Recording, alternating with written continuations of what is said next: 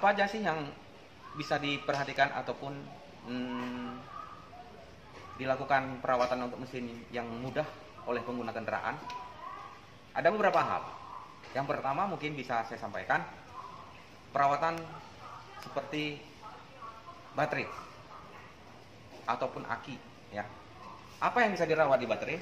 Yang bisa dirawat di baterai yaitu memperhatikan volume air baterai.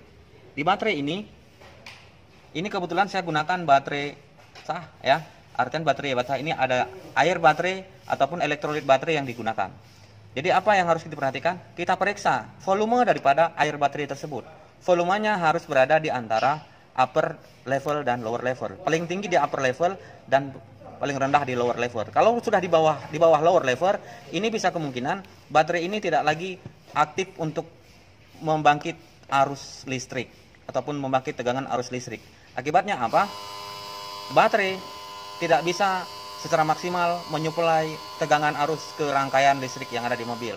Dan efeknya di starter nggak bisa, lampu-lampu nggak bisa hidup, dan ini bisa mengakibatkan fatal juga, kita tidak bisa mengoperasikan kendaraan kita. Dan selanjutnya, apa yang bisa kita periksa? Yang bisa kita periksa selanjutnya adalah oli. Nah, ini merupakan stick oli. Kebetulan ini saya menggunakan mobil Avanza, stick oli Avanza di sini. Nah, ini dia. Jadi untuk periksanya bagaimana? Apa yang bisa diperiksa? Periksa volume daripada oli. Volume oli kita periksa. Kita lap dulu sekali. Masukin lagi ke stick olinya. Periksa.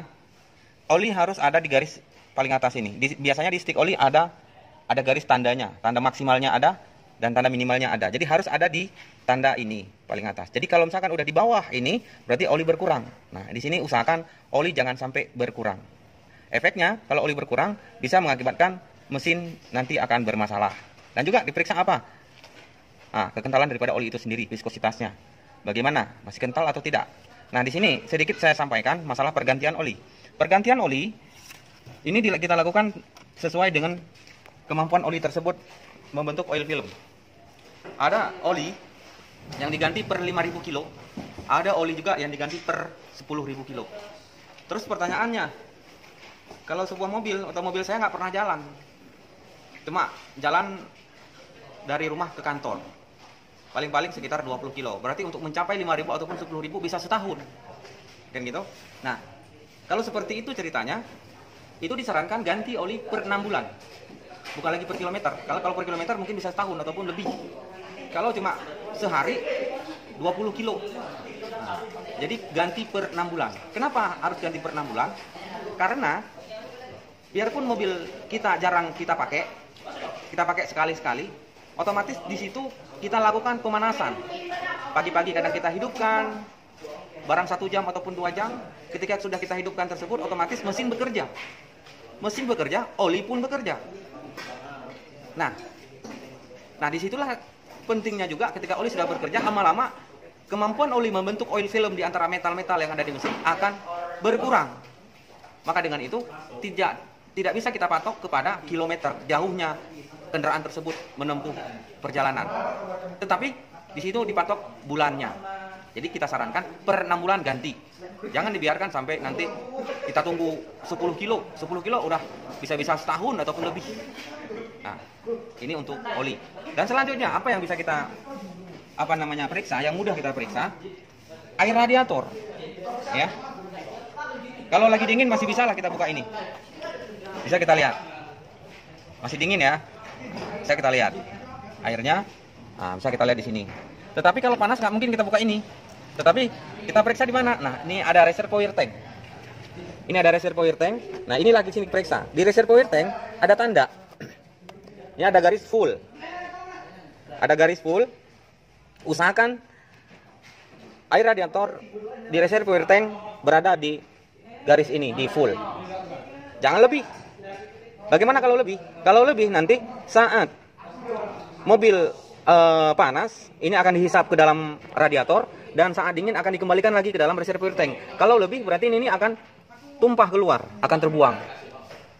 Nah, makanya usahakan cuma sampai full. Oke, ini untuk air radiator. Dan selanjutnya apa lagi yang bisa diperiksa? Yang saya periksa ini untuk wiper pembasuh kaca. Ini ada washernya. Jangan sampai ini kosong airnya. Kalau kosong airnya, nanti giliran kita mau membasuh kaca, udah air nggak ada. Padahal ini juga fatal. Kalau kaca gelap, otomatis jarak pandang kita dalam mengendarai kendaraan juga akan terhalangi. Dan yang lainnya apalagi bisa diperiksa? Yang bisa diperiksa saringan udara. Nah, saringan udara ini bisa kita periksa gampang, kita buka klip ini aja. Nah, udah itu kita buka tuh rumahnya dan kita ambil saringannya. Nah, ini dia. Nah, ini untuk saringan udara kita bisa lakukan pembersihan menggunakan kompresor, kita semprot dari dalam keluar sampai dia bersih. Yang pertama, kalau memang sudah hitam sekali seperti ini wajib kita ganti. Jangan nanti kita berpikir bahwasanya ini masih bisa dipakai kok, kita semprot-semprot aja. Ini berpengaruh untuk performa mesin. Kenapa saya bilang berpengaruh? Karena di sini dalam pembakaran sempurna membutuhkan udara. Jadi kalau misalkan ini kotor, otomatis udara yang dibutuhkan sesuai dengan rumus kemampuan pembakaran sempurna akan tidak tercapai. Kalau tidak tercapai, pembakaran sempurna tidak terjadi. Kalau tidak terjadi tersebut, berarti performa mesin akan menurun. Ini efek daripada saringan udara. Jadi kalau bisa ganti kalau sudah hitam seperti ini. Jadi jangan kita biasakan bahwasanya masih bisa kok. Nah, tapi keluhan kita kok mobil saya kurang tenaga gitu. Mobil saya kok boros gitu. Ini berpengaruh. Ya oke. Ini yang gampang-gampang. Dan selanjutnya apalagi yang bisa kita periksa? Yang gampang kita periksa lagi yaitu minyak rem. Yang mana minyak rem? Bentar ya, kita tutup ini dulu. Minyak rem. Nah, ini reservoir tank untuk minyak rem. Untuk rem, ini tangki rem, minyak rem. Usahakan jangan sampai ini kosong. Kalau kosong mengakibatkan pengereman tidak maksimal.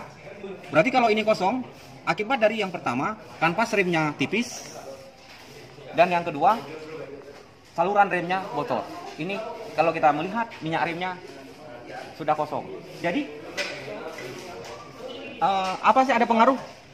Kalau minyak rem ini nggak pernah kita ganti-ganti, pengaruhnya besar.